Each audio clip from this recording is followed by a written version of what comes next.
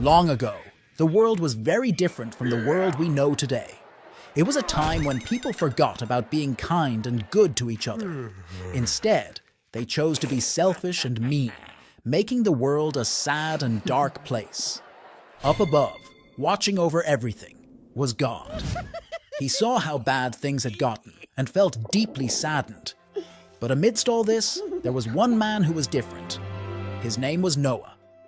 Noah was not like the others. He was kind, he cared for his family, and he always tried to do what was right.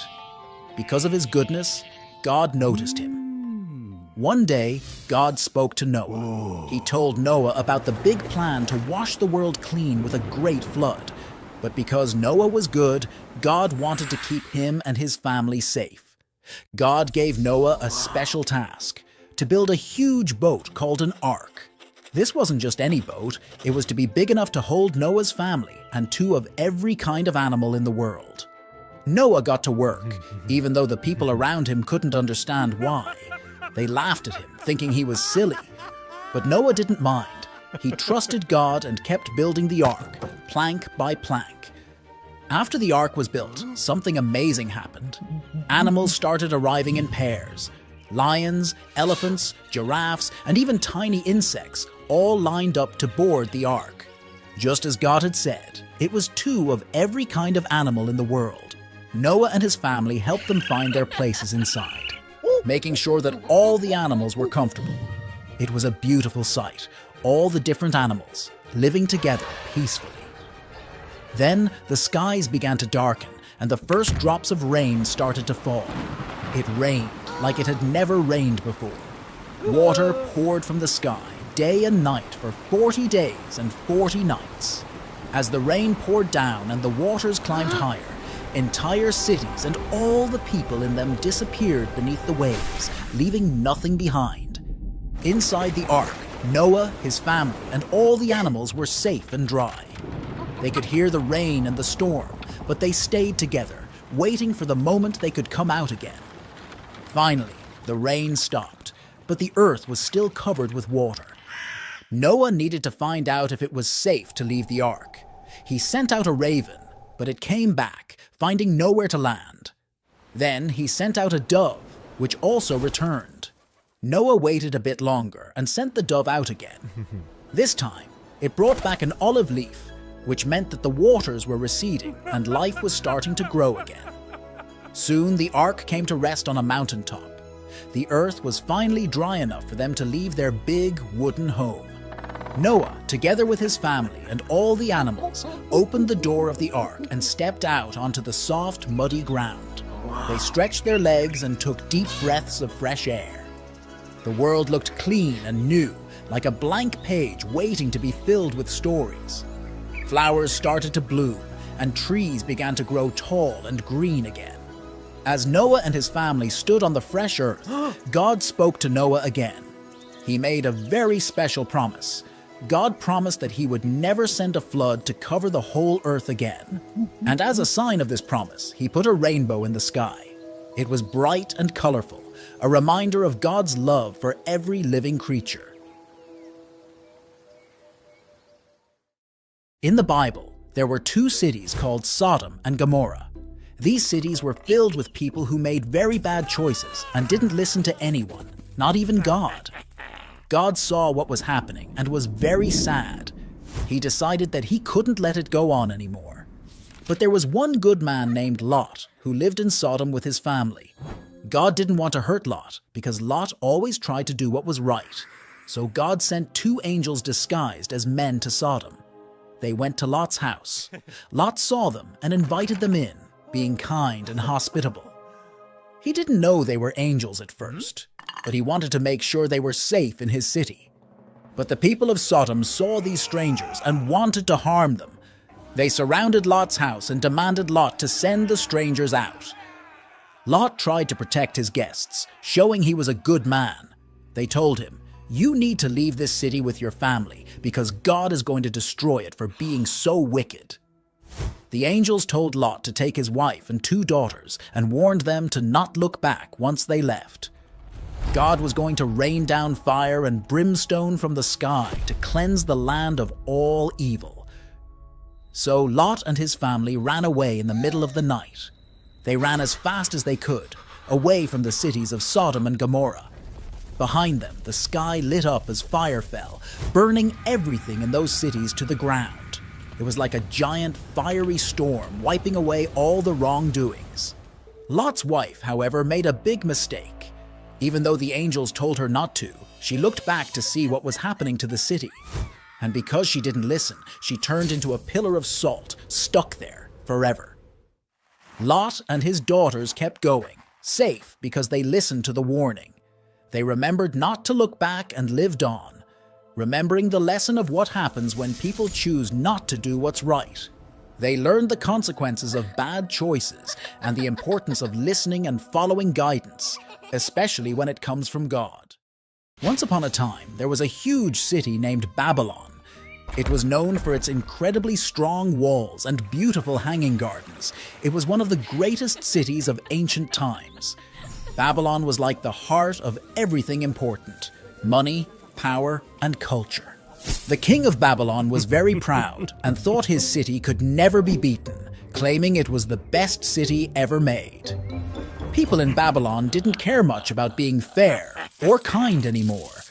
They were more into worshipping statues and other things rather than remembering the real God who created everything. God tried to warn them through messengers, saying that bad times were coming, but nobody in Babylon paid any attention. They thought they were too safe behind their massive walls and with all their treasures. But God wanted to prove that no place, no matter how strong or rich, could ignore him and get away with it. The warning became real during the reign of King Belshazzar at a big party in the king's palace. Suddenly, a hand appeared out of nowhere and wrote a strange message on the wall of the palace. The message was confusing to everyone, and not even the smartest people in the palace could figure it out. Then the queen remembered Daniel, a wise man who followed God and could understand dreams and signs. Daniel came and looked at the strange message on the wall. He told them the writing was a message from God, saying the king had failed to be good, and as a result, Babylon would be conquered and taken over by others. Just like Daniel said, that very night, something unexpected happened. The army of the Persians, led by King Cyrus, made a sneaky attack.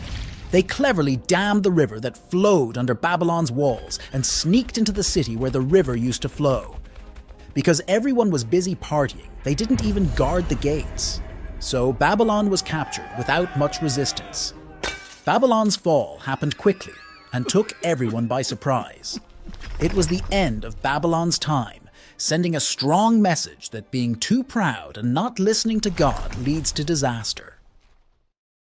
Once upon a time, after a big flood had washed the earth clean, people everywhere spoke the same language. They found a nice flat land in a place called Shinar and decided to settle there. Imagine everyone being neighbors, understanding each other perfectly, like one big family. One day, the people had a big idea. Let's build a city with a tower that reaches up to the sky. It'll be so tall it'll touch the clouds, they said, excited to start. They used bricks instead of stones and sticky tar for glue. Everyone worked together, passing bricks and mixing tar, laughing and dreaming about their sky-high tower. But then, something unexpected happened. God looked down from heaven and saw the city and the tall tower. Look at them, all speaking the same language, working together on this big project. If they can do this, they'll think they can do anything. They're forgetting that some things are meant for God alone. So, God decided to mix things up a bit. Suddenly, when one person asked for a brick, another handed them a shovel. When someone needed more tar, they got a bucket of water instead. It was like everyone had started speaking in riddles. Confused and frustrated, they couldn't work together anymore. The tower that was supposed to reach the sky was left unfinished. Because they couldn't understand each other, people started to drift apart, forming smaller groups with those they could communicate with. These groups traveled far and wide, finding new places to live. The big family was scattered across the earth, each group speaking its own new language. They traveled far, to places where no one had lived before. Each group found new lands with mountains, rivers, and forests. They built new homes, using what they had learned, but this time, they respected their limits. The world was filled with a rainbow of languages, each as beautiful and complex as the next. In these new lands, people's lives took on new colors and shapes. They dressed in different clothes, sang different songs, and told different stories under the stars. Children grew up learning how to say hello and I love you in their own special language. They learned from the land and the animals, and they celebrated the seasons in their own ways. In the end, the story of the Tower of Babel shows us that it's important to remember we're not all powerful and that God has plans we might not understand. God made us all different, with many languages and ways of living, making the world a more interesting place. When we learn to listen and understand each other, we make not just buildings, but friendships that God smiles upon. A long, long time ago, after Moses led the Israelites out of Egypt and through the Red Sea, they traveled through the desert to a place called Mount Sinai. God had saved them from slavery, and now he wanted to give them special rules to live by, rules that would help them be good to each other and stay close to him. Moses climbed up the tall, rocky Mount Sinai all alone.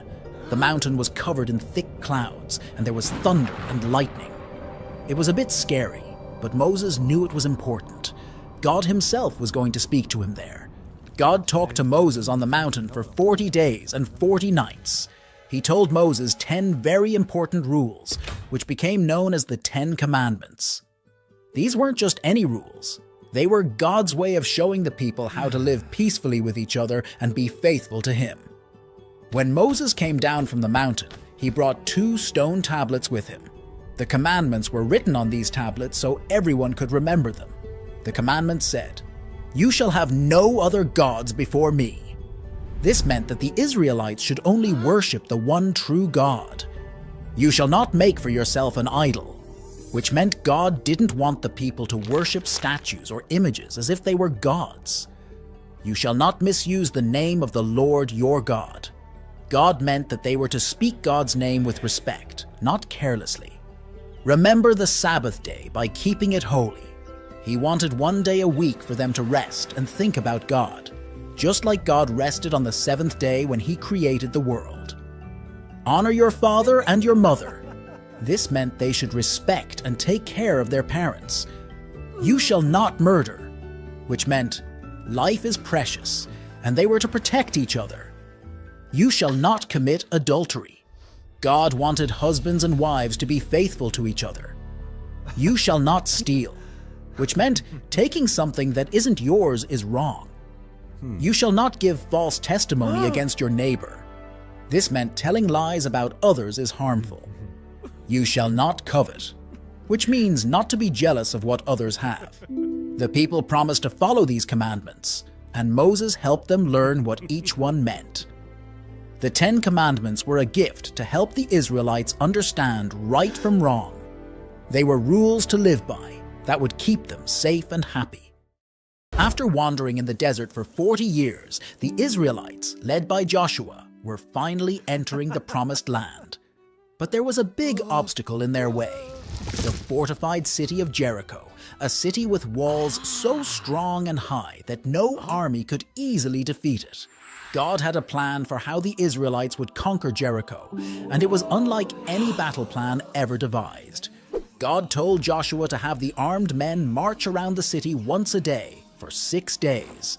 They were to be followed by 7 priests carrying trumpets made from ram's horns, and the Ark of the Covenant, a sacred chest that represented God's presence among them.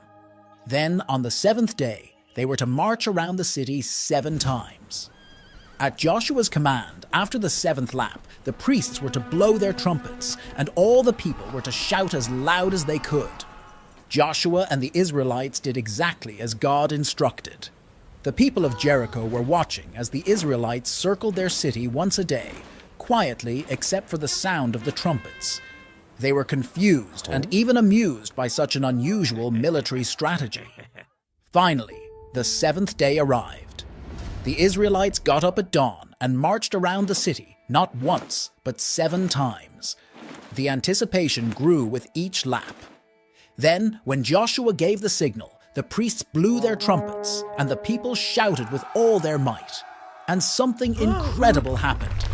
The walls of Jericho fell down flat. The Israelites charged straight into the city and captured it, just as God had promised. A long time ago, in the land where Jesus was born, there ruled a king named Herod. King Herod was known for his magnificent buildings and cities, but he was also known for something not so grand: his fear of losing his power.